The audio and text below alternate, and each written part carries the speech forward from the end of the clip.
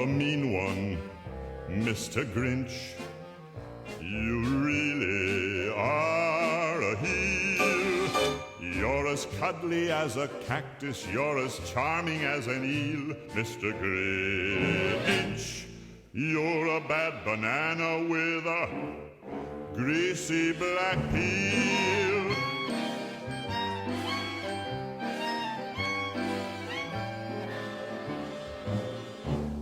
You're a monster, Mr. Grinch. Hello and welcome back to Bookmark Chronicles, and welcome to day 14 of Vlogmas. We are 2 weeks in. So, what was all that stuff? I am putting together a raffle basket for my students. I do a monthly series called Wellness Wednesday. For one of the upcoming ones, I am going to make it bigger and better and have a raffle basket full of wellness items from Black-owned companies that my students can win. We'll also have massages.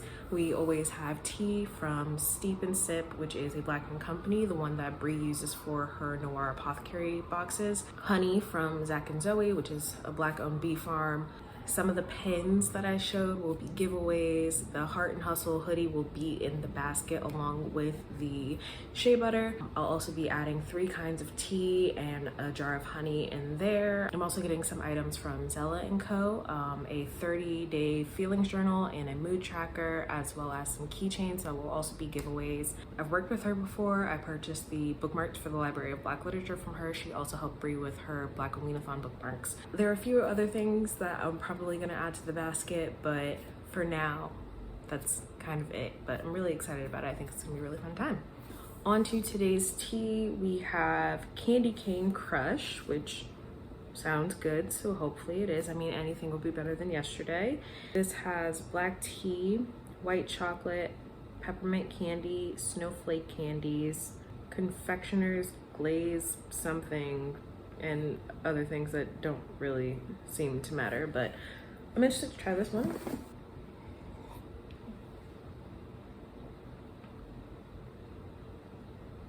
It's okay. I think maybe the white chocolate might be weird. I don't know. It's not terrible. It's black tea and mint tea, which funnily enough is not a combination that is often together, even though I like both of those things, so I'm gonna say it's a win.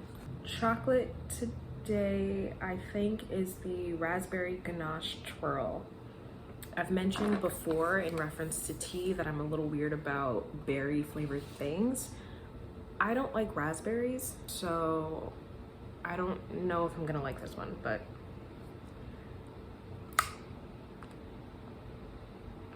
not my favorite, but I don't hate it. Again, I think the dark chocolate makes a difference. If that had been with milk chocolate, I don't know if I would like it. So today's book recommendation is another book by Jodi Picoult, who honestly is probably going to be the only white author that I recommend during this time, but as I've mentioned before, I'm a huge fan of hers. But this one is Small Great Things. This is about a labor and delivery nurse named Ruth. One day a couple brings their baby to the hospital, and Ruth has been instructed not to touch the baby because the couple's racist. At some point, the baby takes a turn for the worse. He does end up dying, and Ruth gets blamed for his death. If death of a child is not something that you want to read, absolutely do not pick this one up. I totally understand again.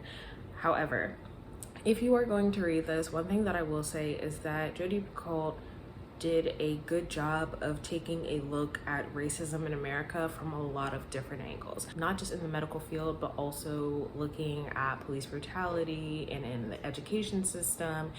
And I know there's an ongoing conversation within the books community about should white authors write people of color as their main characters? Should they write diverse characters that have identities different from their own? And I just want to say that this book is proof that it can be done if you do the research and you steer clear of things that are nothing more than harmful stereotypes. Honestly, it's not that fucking hard to not be racist or homophobic or whatever the case may be. So when authors do things like that and they're, oh my god, I didn't know, fucking bullshit.